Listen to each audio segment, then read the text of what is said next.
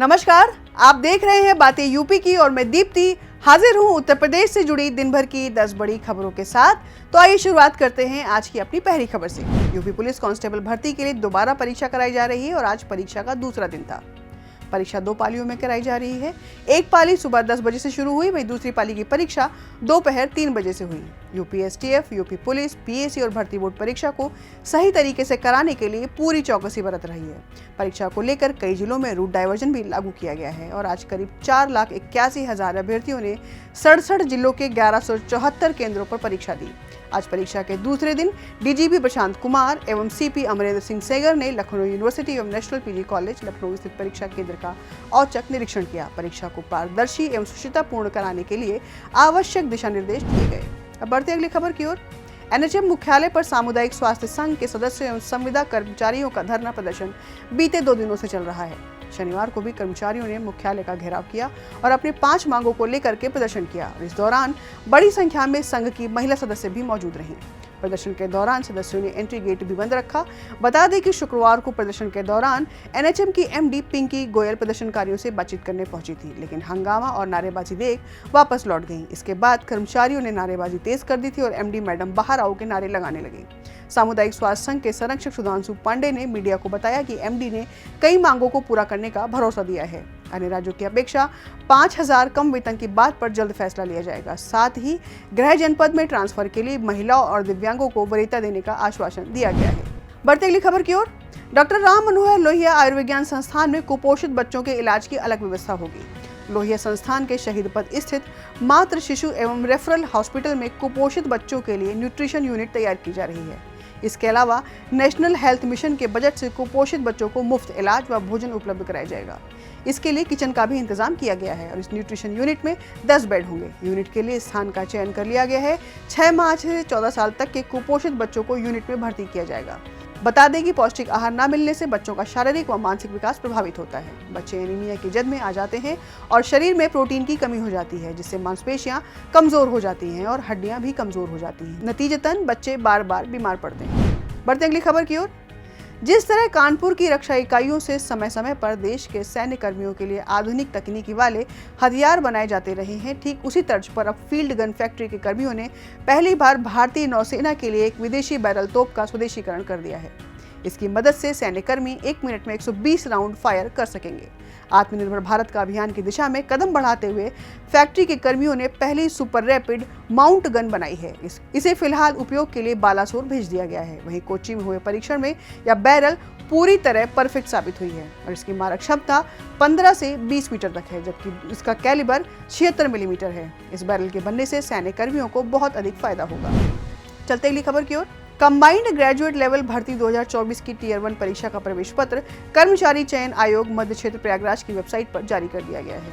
अभ्यर्थी इसके लिंक से परीक्षा केंद्र का शहर और अपनी पाली देख सकते हैं, जबकि परीक्षा के 4 दिन पहले वह अपना प्रवेश पत्र डाउनलोड कर सकेंगे। इस परीक्षा के लिए यूपी और बिहार के 19 शहरों में 89 केंद्र बनाए गए हैं। सीजीएल के 17,727 पदों पर भर्ती के लिए 24 जून से 27 जुलाई तक ऑनलाइन आवेदन किए गए थे। इस परीक्षा के जरिए केंद्र सरकार के विभागों में ग्रुप बी और सी के पदों पर चयन होगा। इस भर्ती के लिए देश भर से करीब 30 लाख युवाओं ने आवेदन किया है। उसमें से 8,81,582 अभ्यर्थी एसएससी मध्य क्षेत्र के हैं। इसकी ऑनलाइन परीक्षा 10, 11, 12, 13, 17, 18, 19, 23, 24, 25 और 26 सितंबर को होगी।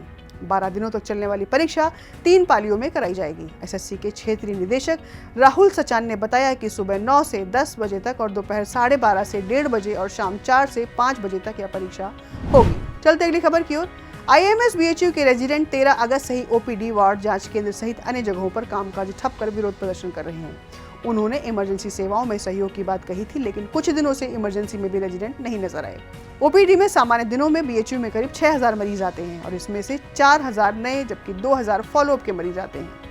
150 सर्जरी और रेडियोलॉजी में 1,000 जांचें रोज होती हैं और हड़ताल की वजह से पहले दिन 4,019 मरीज देखे गए और इसके बाद संख्या लगातार घटती गई। 17 अगस्त को 151, 19 अगस्त को 651 मरीज तक संख्या आ गई।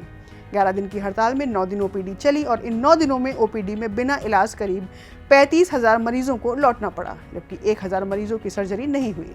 440 मरीजों की ही भर्ती हो सकी, जबकि 672 को डिस्चार्ज किया गया। और अब बढ़ते अगली खबर की ओर। यूपी में वरिष्ठ आईएएस अधिकारियों की कमी है। अपर मुख्य सचिव, प्रमुख सचिव और सचिव स्तर के करीब 1/3 पद खाली हैं।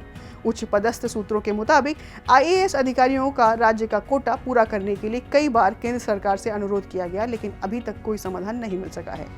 प्रदेश में अपर मुख्य सचिव व प्रमुख सचिव स्तर के कई आईएएस अधिकारियों के पास एक से ज्यादा विभागों का चार्ज है। यहाँ अपर मुख्य सचिव स्तर के 16 पद हैं और इन पदों के सापेक्ष अभी 11 अधिकारी ही उपलब्ध हैं। इनमें भी अपर मुख्य सचिव डॉक्टर रजनीश दुबे इसी महीने अगस्त में और नितिन रमेश गोकर्ण सितंबर में सेवानिवृत्त हो रहे हैं। चलते अगली खबर की ओर।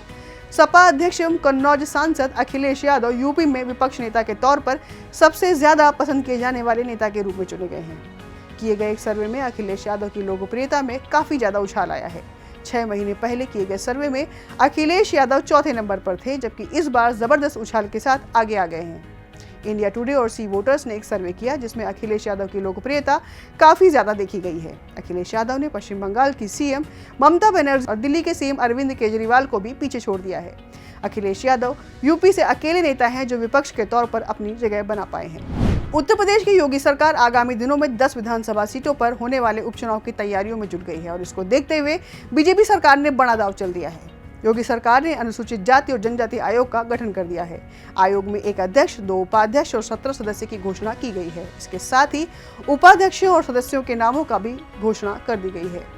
बीजेपी सरकार ने पूर्व विधायक बैजनाथ रावत को आयोग के अध्यक्ष पद की जिम्मेदारी सौंपने के साथ ही गोरखपुर से पूर्व विधायक बेचन राम को उपाध्यक्ष बनाया है। मुख्य सचिव मनोज कुमार सिंह ने दिल्ली विश्वविद्यालय के लेडी श्री राम कॉलेज में पत्रकारिता विभाग की प्रमुख व जेल सुधारक डॉक्टर वर्तिका नंदा के शोध पत्र का शुक्रवार को विमोचन किया। डॉक्टर नंदा ने उत्तर प्रदेश के विशेष संदर्भ में भारतीय जेलों में महिला कैदियों और उनके बच्चों की स्थिति और उनकी संचार आवश्यकताओं का अध्ययन विषय पर शोध किया है।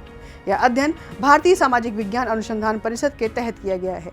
मुख्य सचिव ने कहा कि शोध पत्र में जेलों में सुधार के लिए जो सिफारिशें की गई हैं उन्हें लागू कराया जाएगा। जेल में बंद महिलाओं व बच्चों की सुविधाओं व बढ़ोतरी की जाएगी।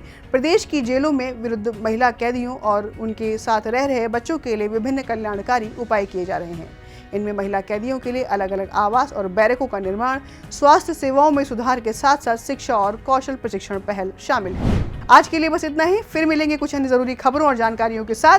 तब तक के लिए देखते रहिए और करते रहिए बातें यूपी की।